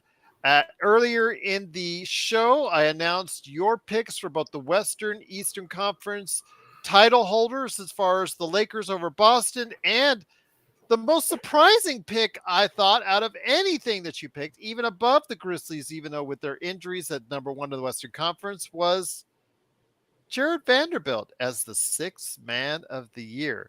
Your thoughts, my friend, on this? I'm interested to listen and learn why. Well, thanks, Gerald. And again, it's great to be here. Salute Magic Man and Joe. I think with Vando, obviously I'm biased in picking a Laker to win the Sixth Man of the Year award. But now that Torian Prince is not cementing, but at least initially starting with the starting Mr. lineup. 40%. Right, right. I expect and hopefully Prince does deliver on that front, and assuming he keeps that starting lineup role, I just see Vando as a player that could, just be a very impactful rotational piece for the Lakers in the coming season. His length, as we know, his defensive skills. I'm hopeful that over the offseason, he was able to get in some shooting reps, get in some offensive skill work with Phil Handy and other staff. And so I'm hopeful that he could be a big contributing piece to the Lakers' eventual, hopefully winning a championship this coming season. But I do think that Vando is again a player that could make a lot of impact. He doesn't necessarily have to score to make that impact. And assuming the NBA recognizes and still respects defensive work, um, I think that he has a shot at winning the Sixth Man of the Year award. Now, I definitely like, and we all approve, although you obviously have your choice either which way, who you have winning the championship, Lakers over the Celtics. Obviously, that warms my heart anytime somebody even posts that, so it's truly appreciated. But your thoughts on why Memphis, even after the injuries that they've suffered, still will lead the Western Conference? Yeah, so Gerald, I think it was a sometime Magic Man. He's our in-house encyclopedia, and he might know the exact dates. But there was a meaningful stretch of time last season that John Morant was out of the team, and Memphis actually not only won but looked pretty good while winning. Mhm. And so I'm not, trying to minimize John Morant's impact as a player or his value to the Grizzlies. But I do think that they've experienced playing without John Morant already. The Steven Adams loss is something to be seen, but I think the acquisition of Marcus Smart to the roster is a very meaningful one, and I think that they're going to be a tough team. They're not the baby Grizzlies anymore. They've this group has been playing at least a couple seasons now together. We know what Triple J could bring, and I think that the team, could have some momentum this coming season. And if they start out losing, they start out losing, but then they'll hopefully get John Morant back and meshing well with the team, and maybe they'll have a surge in the middle to later part of the season. Okay. Your thoughts, good thoughts right there from Laker Nick. Truly appreciate it. I also want to ask you, man, while I have you here, you went into great detail before about your thoughts on the Lakers roster, what really clicks for you, what really doesn't. What are some of the weaknesses that you think the Lakers need to build on? And seemingly because of all these tradable contracts, that it looks like that whatever deficiencies they have, they really can go ahead and make some changes if they need to later on in the season. Yeah, Gerald, I think the weaknesses, I've mentioned this before. No roster is perfect, but if I had to point out any weaknesses with the Lakers, I think it really just centers on time management for both LeBron and AD. Ironically, I want LeBron to play less and I want AD to play more. I think AD hasn't played more than 56 games in any season that he's been a Laker. I'm hoping that number is at least 65 this coming season. And with LeBron, he was averaging about 35 and a half minutes a game last season. And, maybe he won't get it down to 30 minutes per game, but if he's able to maybe do 32, 33 at most and average around 25 points per game and the team is still winning, I think that's a very, very good sign. I think will be a very good sign. Joe, do you concur with that as far as what Nick's thoughts are on that, my friend?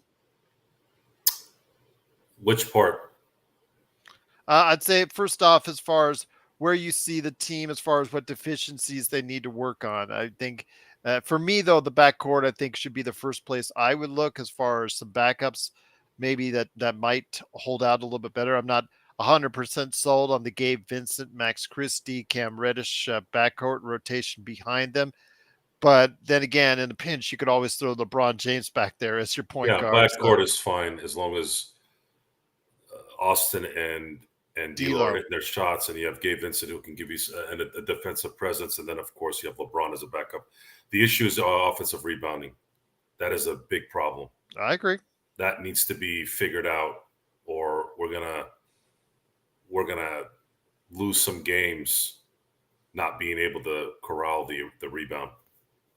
That's something both you and Magic Man have pointed out, not only in the preseason, but in the previous season before that. And Magic Man, when you hear Nick's thoughts, do you concur with him on a lot of it? Again, I agree with you, both Joe and what was said in regards to the offensive rebound.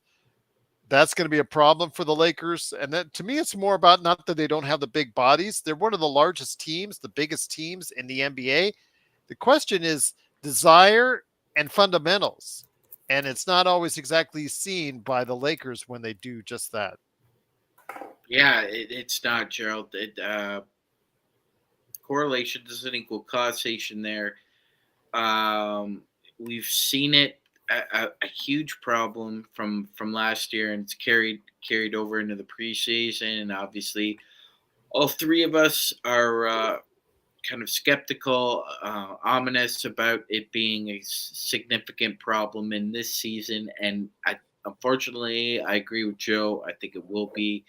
You gotta find a way to curb that issue, curb that problem, either schematically or figure out a way to kind of facilitate manufacture offensive boards in any which way possible.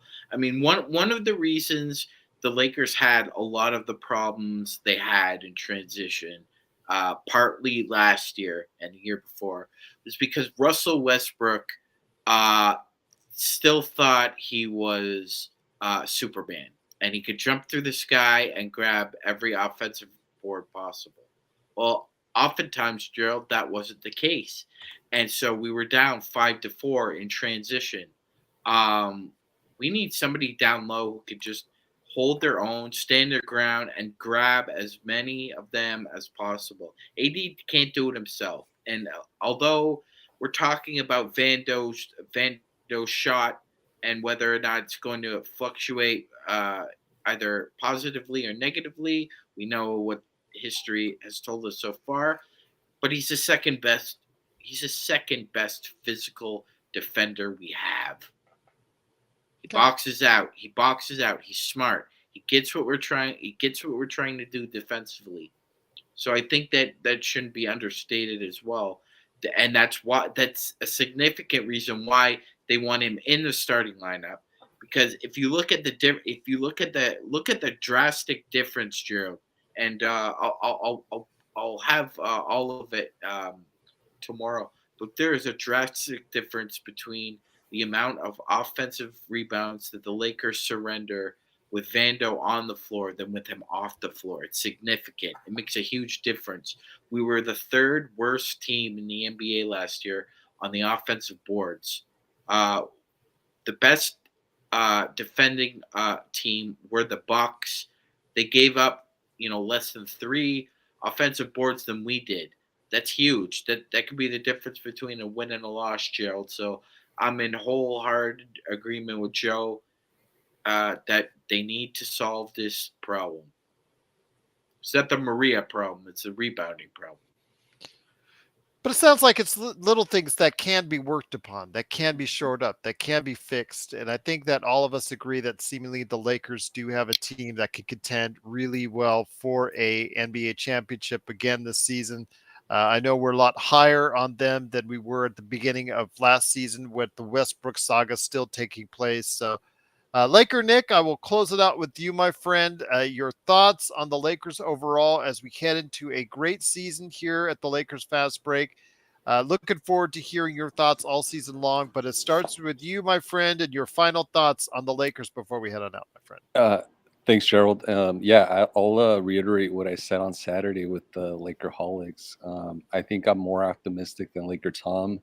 I think that you picked them number 1 in the Western Conference. I don't know if that's any more optimistic than anyone else here. I'll say I picked them number 2 to give you an idea. So that's right. Yeah, no, I'm more optimistic in this sense, which is, I've said before, I'll say it again. I like this roster better than the 2020 championship roster. I think that this roster is deeper. There's players that could slot in and out of lineups in the event of injuries. So I think that this roster has a lot going for it. And so the key for this team, like I said, is going to be time management, but also hand figuring out the rotations, figuring out which players, which combinations work, and sticking to them. Hopefully, we don't have a situation like we did a couple years ago with Frank Vogel changing a lineup every single game. Hopefully, we have some consistency and start creating chemistry from day one. And I really do think that tomorrow's game against the Denver Nuggets is a must win. It sets the tone for the season against a team that swept us a few months ago. And I think it would send a loud and clear message to everybody in the league and in that locker room that the Lakers are here to make some noise. absolutely. I think the Lakers are here to make some noise. Indeed, I couldn't agree with you more. Great thoughts from Laker Nick. Great thoughts from Magic Man Sean Grice, and great thoughts from Joe Soro. Joe, I'm going to leave the last words with you. I know you are the overseer of the merchandise store, which you can get the link down below. And I believe a great way to celebrate the start of the Lakers Fast Break season is by getting some Lakers Fast Break merch. So, did you want to go ahead and give everybody just a quick explanation while we're here? To thoughts on those merch store and how well it's been doing so far, my friend? No. Okay. All right. That's a grand pitch from a guy who owns his own company. Absolutely. Great way to advertise. All right. So there you go. Absolutely. Well, you have the link, order what you want, and it'll be there. And Sean, Wednesday, I'll get everything ready for you so I can get you your Canada shipments. If any of you out there are international viewers, contact us. We'll have to figure out an arrangement for the international shipping. Yeah, absolutely. We got a big Filipino contingent. We got to take care of them too. Absolutely. If you have any issues on that, please let us know, or concerns on that, and you do want to order Lakers Fast Break merchandise, I will forward it over to Joe. I am not concerned, by the way. I don't get concerned by things like this. It's a simple, our simple solution. So, okay, people out there, Gerald Glassford worries about stuff. I don't. That's the difference. All right, Lakers Fast. You have a problem, hit us up. It's a solution that's pretty easy, at least for me. Lakers Fast Break at yahoo.com, and I'll send it all over to our customer service department / Joe Soro right there for you. Yeah. And unlike LeVar Ball, Joe Soro will be a nice person on email. Joe Soro's a nice person? on emails he is. Really? I can show you a couple emails in the past 2 weeks that have not been so nice. Oh, really? I'd love to see those. You did see them. You were CC'd on them. Remember his first initial response to my issue on the site? Oh, yes. Yeah. That wasn't Okay. so nice. Those emails. No, that wasn't. No. I enjoyed sending that email. I bet you did. Yes, it was at 1:00 in the morning, and I bet you enjoyed that as well. Yeah.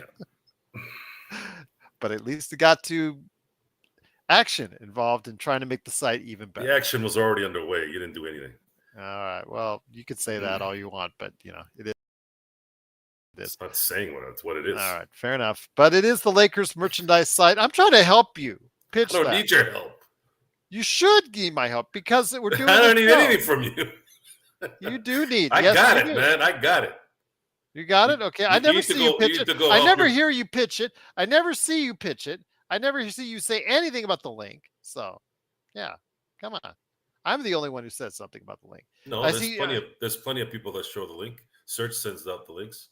Okay. Gerald, what but in this panel, how about that? When we have our digs, that's when we're going to be able to show it. All right, whatever. Magic Man? Yeah, no, I'm a shower. I'm not a talker.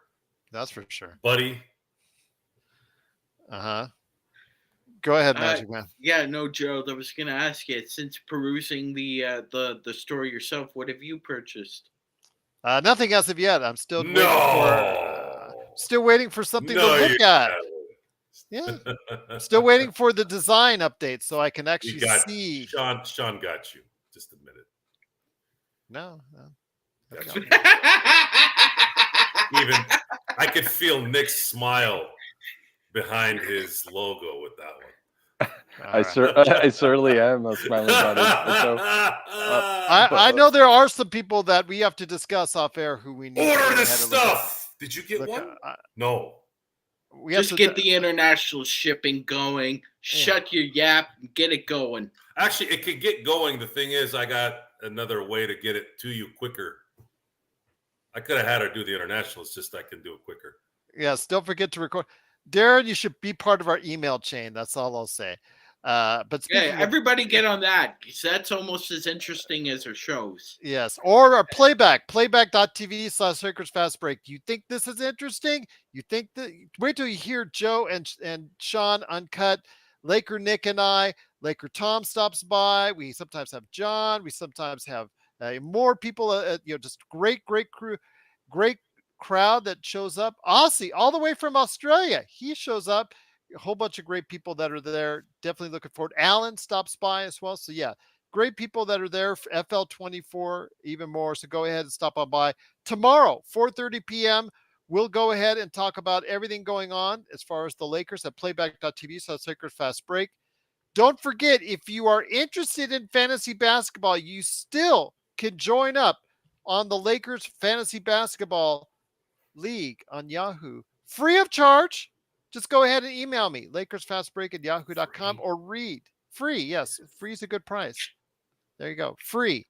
Also, I put it in a memo. We're gonna play for fun? Yeah, well, that's what we do. That's great. Everyone wins in the end. We all win. This is great. And Gerald, I won't spoil it for the audience, but that one theme that you've been working on, it may debut tomorrow, right? It may debut indeed. I just have some final touches to make on it. My daughter didn't like the footage of us, so I have to select more footage of us, better footage of us as far as it's concerned. So yes, the little glimpses, not the other thing, the little glimpses things. I agree with your daughter.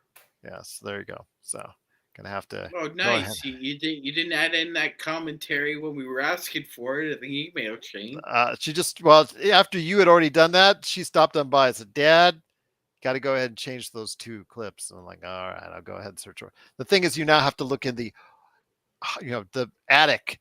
You have to the archives, the whole thing, as far as looking at all the hours and hours of footage to find the right thing there with us. So. Or we create cool pics. I'd rather go ahead and look through the archives. Worried about what Joe would pick out. No. So No. Yes. Oh, Darren. Darren, that's already taken place. Markieff Morris has a slot on the Dallas Mavericks, and you can bet your ass and everybody else's ass that he's going to check in and face Nikola Jokic and have something to say about him, because that was dirty. That was dirty what Jokic did. Can't wait for that one. And he's going to have to pay a price for that. Oh, really? Yeah. There's always a receipt coming. Aren't they going to suspend him for 18 games if he does something like that? Yeah, Markieff, soft-ass league. Markieff probably doesn't care. He's at the end of his career. Yeah, he's got the title. He probably signed that contract. Gerald's right. He probably signed that deal. Said, "Look, you put me in there. I want my pound of flesh." Doesn't he share his bank account with his brother, if I'm not mistaken? Yes, sir, he does. Yeah. There you go. So you can always mooch off Marcus his makes brother. the money and Keith cashes the checks. Yeah, exactly. Yeah. Plus, he's got that championship ring. He's good. Yeah. He's good. He's good. He's plus got a career. Plus, his brother has become a pylon now. He's got a career in Europe waiting for him. So there you go. Does. But those are our thoughts on the NBA season and the Lakers season coming up. If you have thoughts, you're always welcome to go ahead and share them with us in the description below. You could do that in the video below on Facebook, on YouTube. We do read the comments, so you're more than welcome to go ahead and put your predictions, so much more. Thank you. Big shout out to the best Lakers chat room that's out there, the Lakers Fast Break. Search and destroy the best chat room moderator that's out there. Darren, always one of our best, just most loyal Lakers Fast Break crew. Alan, great to have you here. Looking forward to hearing your thoughts tomorrow during the game. So many great faces, so many great new faces as well. If you have not yet liked a video, please go ahead and do so. It gets us in that algorithm with YouTube and makes us more available to people out there. So you get more and more people involved with the Lakers Fast Break. And subscribe, because if you subscribe, you're going to go ahead and get the latest notifications on when we go live on the air. Magic Man and I are trying to plan out more shows, more content, more stuff for you, more good things. Joe's trying to plan out some more great shows as well. He's got an idea he's got in the burner that he can't really divulge entirely as of yet, but he's got something coming on the way as well. So definitely looking forward to it. But the only way you'll know is by subscribing today or liking us on Facebook, subscribing on YouTube, or wherever you get your podcasts. So for Laker Nick, Magic Man, Sean Grice, Joe Sorrow, it's me, Gerald Glassford. Thanks so much for watching, listening. We'll see you tomorrow. Some great stuff going on because the Lakers season and the NBA season begins right here at the Lakers Fast Break Podcast.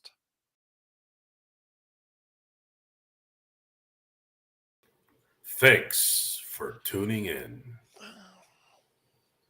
Yes. Thank you for tuning in, everyone. Truly appreciate it. And yes, Darren, as soon as Joe found the unmute button works during the intro and outro, it's like a